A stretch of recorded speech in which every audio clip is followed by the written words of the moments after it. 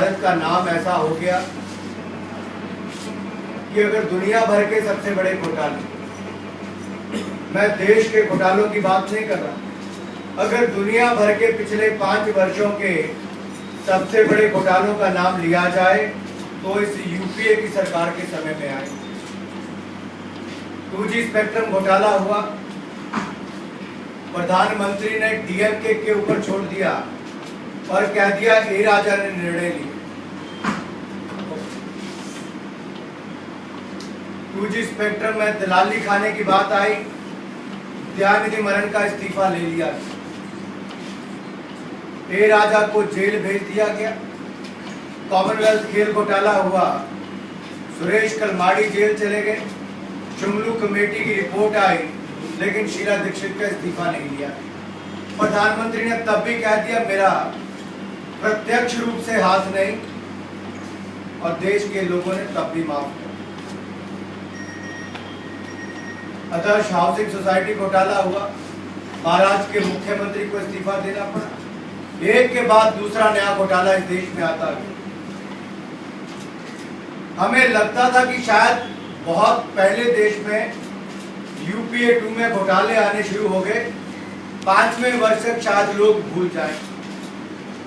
और 2G spectrum के बाद तो लगता था कि इससे बड़ा घोटाला क्या हो, लेकिन कपिल सिब्बल ने तब भी कहा कि 0 लॉस हुआ। शायद आप लोग की स्टेटमेंट को नहीं भूले हो। अगले दिन सीबीआई ने कह दिया 50,000 करोड़ का नुकसान। हमने संसद उस समय भी नहीं चलने दी, और मेरे मीडिया के मित्रों ने तब भी लिखा कि भाजपा संसद नहीं चलने दे रही, देश को 15 करोड़ का नुकसान हो। लेकिन आज एक सवाल मैं आपसे पूछता, क्या उस समय वो 15 करोड़ ज्यादा था कि देश को लगी चपत 1,76,000 करोड़ की ज्यादा? शायद मैं और आप भी विश्वास नहीं करते थे कि क्या 1,76,000 करोड़ का घोटाला हो सकता है। लेकिन सीएजी भी सही थी, भारतीय जनता पार्टी भी सही थी, देश का सुप्रीम कोर्ट भी सही था, ए राजा को जेल भेजना भी सही था। आज वो जो 9 लाइसेंस रद्द किए गए, उनका जब रेट तय किया गया है, न्यूनतम मूल्य तय किया गया है, वो 14,000 करोड़ रुपए प्रति लाइसेंस। 9 लाइसेंस 1,26,000 करोड़ रुपया कम से कम मिले।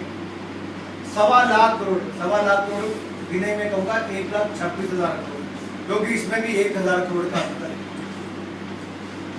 1,26,000 करोड़ कम से कम देश की सरकार को मिलेगी, और अगर ज्यादा बोली लगेगी तो 2 लाख। आज हम सही साबित, आज लोग वो 15 करोड़ भूल गए। लोग यह कहते हैं कि भारतीय जनता पार्टी ने और देश के सुप्रीम कोर्ट ने देश का पैसा देश को वापस लौटाने का प्रयास। अब मैं कोल आवंटन पर आता हूं। पहले दिन जब लोकसभा के पटल पर यह रिपोर्ट रखी गई, कांग्रेस के हाथ पांव फूल गए, लेकिन एक बेशर्मी जो उनमें देखी गई कि 1,86,000 करोड़ का घोटाला हुआ। और किस तरह से घोटाला हुआ शायद आप सब लोग अच्छी तरह जानते हैं। 2004 में कांग्रेस ने कहा कि हम नीति बदलेंगे, अब आवंटन नहीं होगा, नीलामी होगी। The coal blocks won't be allocated, but it will be auctioned. 2004 से आज 2012 हो गया, 8 वर्ष हो गए, कांग्रेस ने वो पॉलिसी लागू नहीं। 2.5 वर्ष लॉ मिनिस्ट्री रोक कर रखी, 1.5 साल एक कमेटी रोक कर रखी। प्रधानमंत्री प्रयास करते हैं कि अगर 5 वर्ष उनके पास कोयला मंत्रालय रहता है तो कहते हैं कि मैंने कोल आवंटन नीति रोक कर रखी है, आप आते जाओ, कोल ब्लॉक्स लेते जाओ, देश का खजाना लूटते जाओ और कांग्रेस का खजाना भरते जाओ। ये देश में हुआ है मित्रों। 8 वर्ष तक पॉलिसी लागू नहीं, देश में कोयला मंत्री कोई और नहीं, स्वयं प्रधानमंत्री। ये कोयले की दलाली में अगर किसी का मुंह काला हुआ है तो सरदार मनमोहन सिंह और सोनिया गांधी का हुआ। लोग कहते थे, बॉलीवुड की पिक्चरों में गाना बड़ा मशहूर हुआ, कि मुन्नी बदनाम हुई। मुन्नी तो पता नहीं देश में कितनी बदनाम हुई। मन्नू कहूँ अगर मैं, तो मुन्नी से ज्यादा मन्नू पूरी दुनिया भर में बदनाम। द अंडर अचीवर लिखा गया, एक वरिष्ठ पत्रिका अमेरिका से उन्होंने लिखा था। इंग्लैंड के एक समाचार पत्र ने लिखा, इंडिया सेवियर और सोनिया स्टूडेंट। क्या वो छोटा सा पपी को कहते हैं, ना वो काट सकता है ना भौंक सकता है। क्या हमारे देश के प्रधानमंत्री के बारे में ऐसा लिखा जाए तो हमारे लिए शर्मसार बात नहीं। लेकिन आखिर वो देश के लोगों ने नहीं कहा, दुनिया भर की ताकतें क्या। वही मैगजीन, वही समाचार पत्र जो आज से 8 वर्ष पहले कहते थे कि एक इकोनॉमिस्ट, एक साफ छवि के ईमानदार प्रधानमंत्री ने देश में पद हासिल किया है, ईमानदार अर्थशास्त्री। आज उसको कहा जाता है अंडर अचीवर, ट्रैजिक फिगर। इस तरह के नाम दिए जाते हैं देश के प्रधानमंत्री। एक और देश के प्रधानमंत्री को इस तरह से नाम दिया जाता है तो दूसरी ओर पोल अबाइटर में प्रधानमंत्री का हाथ और मुंह दोनों काले पाए जाते हैं। कल मैं प्रधानमंत्री जी की स्टेटमेंट सुन रहा, विपक्ष पर प्रहार करते हुए कहते हैं कि विपक्ष ने संसद का सत्र नहीं चलने दिया। हमारी 3 प्रमुख मांगे थे मित्रों, पोल अबाइटन को रद्द कर दो, जुडिशियल प्रोब इसके लिए बिठा दो और प्रधानमंत्री इस्तीफा दो। अगर ए राजा इस्तीफा दे सकता है, ए राजा जेल जा सकता है, सुरेश कलमाड़ी जेल जा सकता है, दयानिधि मारन इस्तीफा दे सकता है, तो देश का प्रधानमंत्री इस्तीफा क्यों नहीं दे सकता। अगर अटल बिहारी वाजपेयी पेट्रोल पंप्स के एलोकेशन को कैंसिल कर सकते हैं, किसी सीएजी की रिपोर्ट का इंतजार नहीं करते, तो इस देश के प्रधानमंत्री पोल अबाइटन को रद्द नहीं करते। क्यों नहीं करते? क्या कांग्रेस ने दलाली खाई है? आज मैं इंडियन एक्सप्रेस पढ़ रहा, फ्रंट पेज पर लिखा कि कितने कांग्रेस के मंत्री विदेशों में गए। 35-40 बार कांग्रेस के सांसद, मंत्री और सोनिया गांधी देश से बाहर। और जब यह आरोप लगता है कि विदेशों में काला धन पड़ा है, तो कौन लोग विदेश जाते हैं पर जांच होनी चाहिए। कोयले की दलाली में किसका मुंह काला हुआ, इसकी जांच होनी चाहिए। आखिर ये पॉलिसी 8 वर्षों तक लागू क्यों नहीं की गई, इसकी जांच होनी चाहिए। सीबीआई क्या जांच करेगी?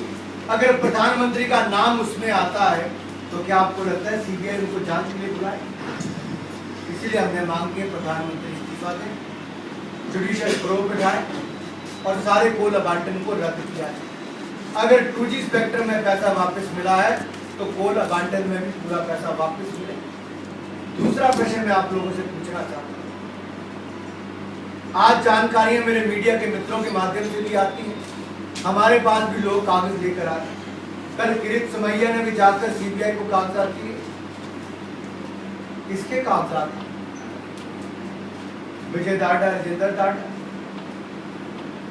डीएमके के मंत्री के, सुबोध कांत सहाय और उनके परिवार के लोगों के, या जायसवाल और उनके परिवार के लोग। ये कौन लोग हैं, किस पार्टी से संबंधित है?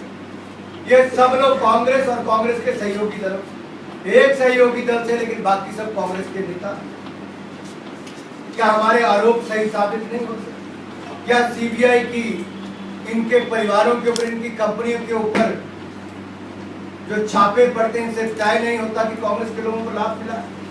जितने भी कंपनी के नाम अब तक आए वो साफ दिखाते हैं कि ये कांग्रेस के लोग और उनके नेताओं की कंपनियां।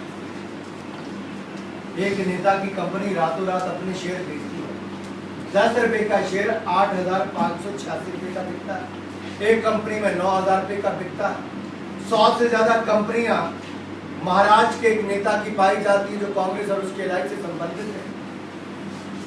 कांग्रेस के महाराष्ट्र के मुख्यमंत्री ने कहा कि 70,000 करोड़ खर्च हो गए, लेकिन 1% एग्रीकल्चर ग्रोथ। सुनील तटकरे और उनकी कंपनी ने क्या किया, उनके विभाग ने क्या किया? 150 कंपनियां एक मंत्री के नाम पर पाई गई। आज भी वो मंत्री बना हुआ है। राजेंद्र डाडा आज भी मंत्री बने हुए हैं जिनके नाम पर कोल आवंटन हुआ है। क्या देश को लुटने देंगे? क्या आप लोग हाथ पे हाथ धरकर बैठे रहेंगे? हम हाथ पे हाथ धरकर नहीं बैठेंगे। हम मीडिया के माध्यम से संसद में भी उठाया, मीडिया के माध्यम से भी उठाएंगे और अब संसद से सड़क पर जाकर भी उठाएंगे। मैंने 17 राज्यों का प्रवास अब तक किया है। कल मैं महाराष्ट्र में था, रायगढ़ में पनवेल में मैंने किया और मुंबई में कार्यक्रम किया। आज मैं गुजरात आया हूँ, परसों मैं असम जा रहा हूँ, उससे पहले जम्मू, कर्नाटक और बाकी देश के हिस्सों में गया। और आपको ये विश्वास दिलाना चाहता हूँ, आज देश भर में कांग्रेस विरोधी माहौल है। आम आदमी को लगता है वो ठगा हुआ महसूस करता है, लगता है अराजकता के दौर में जी रहा है।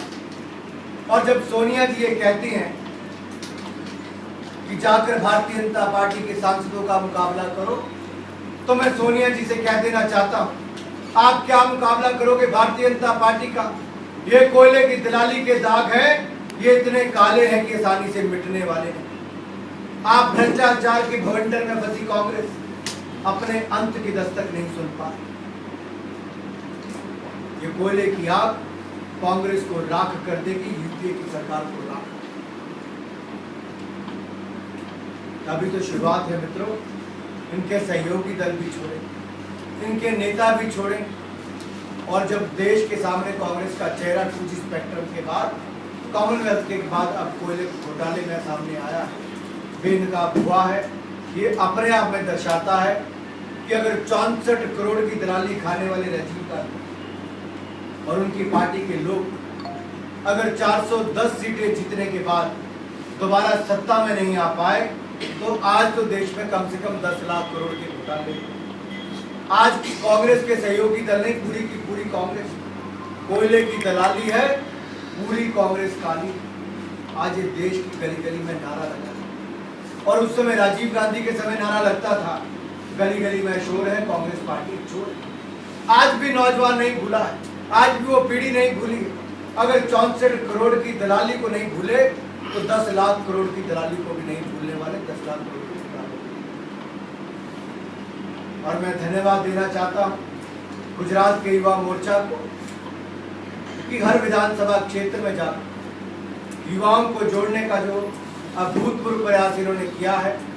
पूरे देश भर के अगर युवा मोर्चा में देखा जाए, तो गुजरात का युवा मोर्चा जब आकर अपनी रिपोर्टिंग करता है, कार्यक्रम बताता है, तो शायद कोई भी राज्य के मुकाबले में खड़ा नहीं होता। एक धन्यवाद मैं यहाँ के मुख्यमंत्री को भी देना चाहता हूँ,